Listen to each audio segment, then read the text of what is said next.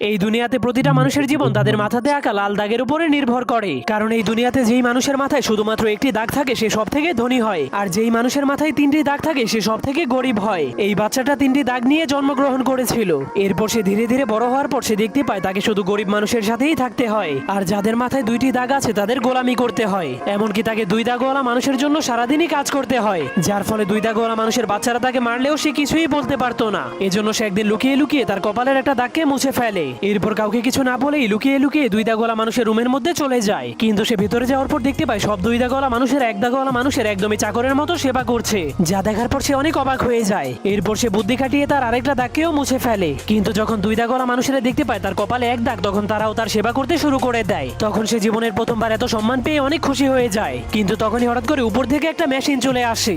এরপর সকল এক দাগওয়ালা মানুষদেরকে টেনে টেনে উপরে নিয়ে যায়। এরপর সেই মেশিন তাদের মাংসগুলোকে কেটে কেটে তিন দাগওয়ালা মানুষদেরকে খাওয়ার জন্য